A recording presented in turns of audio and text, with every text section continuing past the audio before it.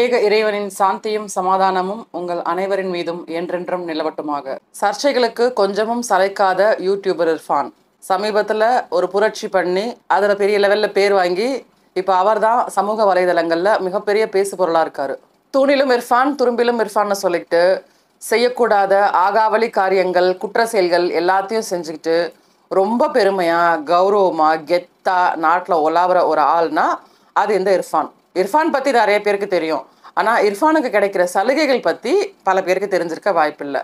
அவருக்கு இந்த நாட்டில் தனி அந்தஸ்து இருக்குது, சிறப்பு அந்தஸ்து இருக்குது, பல சலுகைகள் இருக்குது. அரசாங்கம் கொடுக்குற பல சலுகைகள் இவருக்கு இருக்குது. அதெல்லாம் என்னன்னா, குடிச்சிட்டு ஹை ஸ்பீடில் கார் ஓட்டிட்டு போய் யார் மேலே வேணால் ஏற்றி ஆக்சிடென்ட் பண்ணலாம். அதுக்கு அவருக்கு பர்மிஷன் இருக்குது. கவர்மெண்ட் எந்த நடவடிக்கையும் அவர் மேலே எடுக்காது. அந்த சலுகை அவருக்கு இருக்குது. அடுத்து தடை செய்யப்பட்ட விஷயங்கள், நாட்டில் குற்றம்னு கருதுகிற விஷயங்கள், செய்யக்கூடாதுன்னு சொல்கிற விஷயங்கள், குற்ற செயலாக கருதுகிற விஷயங்கள் எல்லாம் இவர் செய்யலாம். அது இவர் செய்யும்போது அரசாங்கம் அதை கண்டுக்கவே கண்டுக்காது. நீ தானப்பா, ஓகே நீ செஞ்சுக்கோ, நீ எக்ஸ்ட்ரா நாள் கூட சேர்த்து செய் அப்படிங்கிற மாதிரி எலைட் சலுகைகள்லாம் நம்ம இர்ஃபானுக்கு இருக்குது. ஸோ அந்த வகையில் இப்போ அவருக்கு புதுசாக ஒரு சலுகையும் கிடச்சிருக்கு. அது என்னன்னா, இப்போ சமீபத்தில் துபாய் போயிருக்காங்க. தன்னுடைய முதல் திருமண நாளை கொண்டாட இர்ஃபானும் அவரது மனைவியும் துபாய் போயிருக்காங்க.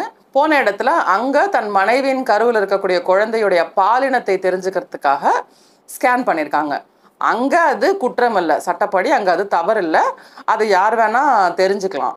அங்கே எடுத்தவர் ஓகே, அது எதுக்காக எடுக்கிறாங்க, என்ன குழந்தைங்கிற ஒரு ஆர்வம், அதை தெரிஞ்சுக்கிறதுக்காக அவர் எடுத்திருக்கலாம். ஓகே, எடுத்த வரைக்கும் ஓகே, அது அங்கே எடுத்த வரைக்கும் ஓகே. இங்கே அது தவறுன்னு தெரிஞ்சனால தான் அவர் துபாய் போய் அதை எடுத்திருக்காரு. இந்தியாவில் அது அனுமதிக்கப்படாத விஷயம், தடை செய்யப்பட்ட விஷயம், குற்ற செயலாக கருதுகிற விஷயம். அப்படி இருக்கிறனால தான் அவர் நாடு விட்டு நாடு போய் அதை தெரிஞ்சுக்கணும்னு ஆசைப்பட்டு அதை எடுத்திருக்காரு. நீ தெரிஞ்சுக்கிட்ட, எடுத்த, எல்லாம் ஓகே. அதை ஏன் இங்கே ரிவீல் பண்ண? இங்கே ரிவீல் பண்ணுறது சட்டப்படி குற்றம். சில அதிமேதாவிகள் அவர் துபாயில் தானே போய் எடுத்தார், அங்கே அது சட்டப்படி குற்றம் ஆகாது. அங்கே எடுத்ததை நீங்கள் ஏன் இங்கே பிரச்சனையாக பேசுகிறீங்க, அதில் ஒன்றும் பெரிய தவறு இல்லையே அப்படின்னு இந்த 8 அறிவு இருக்கிற ஆட்கள் எல்லாம் சமூக வலைதளங்களில் அவருக்கு முட்டு கொடுக்குறாங்க. வழக்கமாக முட்டு கொடுப்பாங்கல்ல, அவர் ஆக்சிடென்ட் பண்ணார்னு சொன்னால் நீ போய் நேரில் பார்த்தியா அப்படின்னு கேட்பாங்கல்ல, அந்த மாதிரி 8 அறிவு இருக்கிற ஆட்கள் எல்லாம் அவருக்கு இந்த விஷயத்துலையும் முட்டு கொடுக்குறாங்க.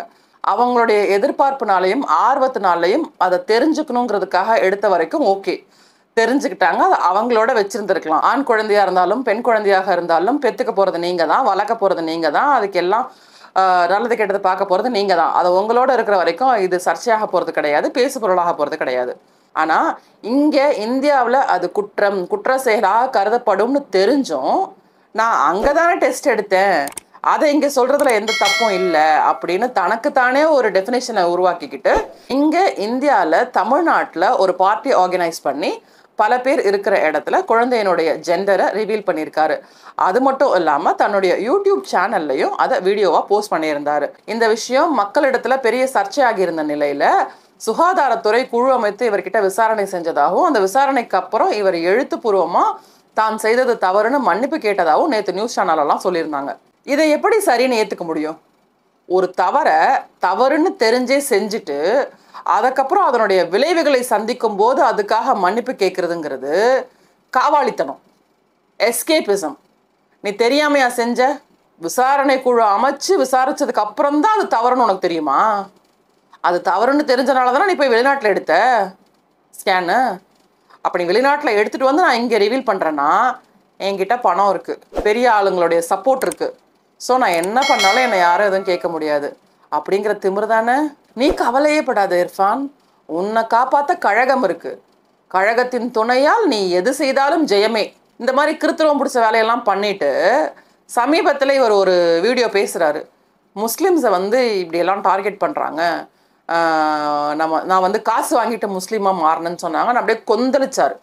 இப்போ இர்ஃபான் செஞ்ச வேலையை இதுவே ஒரு மருத்துவமனை வெளியிட்டிருந்தா அந்த மருத்துவமனையின் நிலை என்ன, அந்த மருத்துவர்களின் நிலை என்ன, எவ்வளோ சட்டங்கள் அவங்க மேலே பாஞ்சிருக்கும், எத்தனை தண்டனைகள் அவங்களுக்கு கிடைச்சிருக்கும். அப்போ அதெல்லாம் ஏன் இவருக்கு கிடைக்கல? இவங்க என்ன சாதாரணமாக ஒரு மன்னிப்பில் கடந்து போயிடுவாரா? இவர் எதை வேணால் செஞ்சுட்டு ஒரு மன்னிப்புன்ற வார்த்தையில் கடந்து போயிடுவாரா? நீ மன்னிப்பு கேட்குறன்னா தவறுன்னு அதை நீ ஒத்துக்கிட்டனால தானே நீ மன்னிப்பு கேட்குற. அப்போ தவறுக்கு தண்டனை என்ன?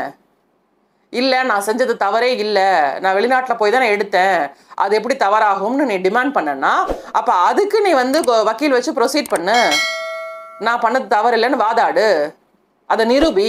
நீ பண்ணது தவறு இல்லைங்கிறது வக்கீலை வச்சு கோர்ட்டில் வந்து கேஸ் நடத்தி நிரூபி. ஆனால் நீ மன்னிப்பு கேட்ட. அப்போ நீ மன்னிப்பு கேட்டன்னா ஒத்துக்கிற, நீ பண்ணது தப்புன்னு நீ ஒத்துக்கிட்டா அதுக்கான தண்டனை என்ன? இதே ஒரு சாமானியன் ஒரு குற்றத்தை இவ்வளோ தைரியமாக செய்ய முடியுமா? அப்படியே செஞ்சாலும் அவன் மன்னிப்புன்ற ஒத்த வார்த்தையை கேட்டுட்டு கடந்து போக முடியுமா? விட்டுருவீங்களா நீங்கள் அவனை? விடமாட்டீங்க தானே? எத்தனை கேஸ் அவன் மேலே போடுவீங்க? அவன் செஞ்ச குற்றத்துக்கு கண்டிப்பாக அவனுக்கு தண்டனைங்கிற பேரில் அவனுக்கு தண்டனை கொடுக்க தானே நினைப்பீங்க, தண்டனை கொடுப்பீங்க தானே? அப்படி இருக்கும்போது இந்த இர்ஃபான் யாரு? அரசாங்கத்தினுடைய தத்து பிள்ளையா? ஏன் அவருக்கு இவ்வளோ சலுகை? ஏன் அவருக்கு இவ்வளோ கரிசனம்? காரியத்தை ஆக்சிடென்ட் பண்ணாலும் கண்டுக்காம விட்டுறீங்க, ஜெண்டர் ரிவீல் பண்ணாலும் மன்னிப்பு கேட்டாருன்னு விட்டுறீங்க.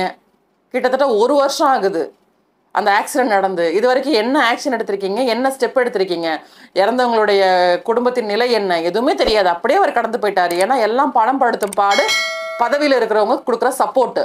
அவர் முஸ்லீம்ங்கிறதுக்காக அவர் செய்கிற தப்பெல்லாம் பேசாமல் இருக்க முடியாது. நான் என்னோட ஆரம்ப வீடியோக்களே சொல்லியிருக்கேன், தவறு யார் செய்தாலும் தவறு தான். அது முஸ்லீமாக இருந்தாலும் சரி, ஹிந்துவாக இருந்தாலும் சரி, கிறிஸ்டியனாக இருந்தாலும் சரி, தப்பு யார் செஞ்சாலும் தப்பு தான். ஒரு தவறு செய்கிறதுக்காக நீ மதத்தை பயன்படுத்தவும் முடியாது, ஒரு தவறை செஞ்சுட்டு நீ மதத்துக்கு பின்னால் ஒளிஞ்சுக்கவும் முடியாது. எப்படி இவர் மட்டும் எந்த தப்பு செஞ்சாலும் தப்பிச்சிடறாப்புல, எந்த குற்ற செயல் செஞ்சாலும் எஸ்கேப் ஆயிடுறாப்புல எப்படி? அப்படிங்கிற கோவம் பல பேருக்கு இருக்குது. இதை வந்து பொறாமையாகவும் பார்க்கும் சில கூட்டம். நீங்கள் பார்த்தாலும் பிரச்சனை இல்லை, பொறாமன்னு கூட வச்சுக்கோங்க. ஏன்னா அவர் செய்கிற குற்றத்தை, அவர் செய்கிற தவறை நானும் சாதாரணமாக செஞ்சுட்டு மன்னிச்சிருங்கன்னு கேட்டுட்டு வர முடியாது. என்ன அரசாங்கம் அந்த அளவுக்கு ஈஸியாக விட்டுறாது. ஏன்னா நான் சாமானியன். அப்போ எனக்கு அந்த ஆத்திரம் வரதானே செய்யும். எனக்கு இல்லாத சலுகை உனக்கு மட்டும் எப்படிறான்ற கேள்வி எனக்கு வரதானே செய்யும். அப்போ எனக்கு கிடைக்காத சலுகை, நான் குற்றம் செஞ்சால் எனக்கு தண்டனை கொடுக்குற அரசாங்கம், நீ குற்றம் செஞ்சால் உனக்கு சலுகை கொடுக்குதுன்னா உன் மேலே எனக்கு கோவம் வரதான் செய்யும், அரசாங்கத்தின் மேலேயும் எனக்கு கோவம் வரதான் செய்யும். அதுக்கு பேர் பொறாமன்னா பொறாமையாகவே இருக்கட்டும். பொறாமையாக தான்ப்பா இருக்கு எங்களுக்கு. நான் இப்படி ஒரு தப்பை செய்ய முடியாதுல்ல, எனக்கு அதுக்கான சுதந்திரம் இல்லைல்ல இந்த நாட்டில். இந்த நாட்டில் எல்லாருமே சமமானவர்கள் தானே, சட்டத்தின் முன்னாடி எல்லாருமே சமமானவர்கள் தானே.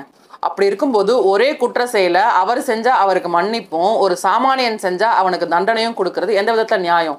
அவரும் ஓட்டு போடுறாரு, நானும் ஓட்டு போடுறேன். அவரும் இந்த நாட்டுடைய சிட்டிசன், நானும் இந்த நாட்டுடைய சிட்டிசன். ஆனால் அவர் தவறு செஞ்சால் அவருக்கு மன்னிப்பு, நான் தவறு செஞ்சால் எனக்கு தண்டனைங்கிறது எப்படி சரியாகும்? அவங்க பர்சனல் லைஃப்பில் அவங்க என்ன வேணால் பண்ணட்டும், அதை கேட்குறதுக்கு யாருக்கும் உரிமையே கிடையாது, அதை கேட்க வேண்டிய அவசியமும் இல்லை.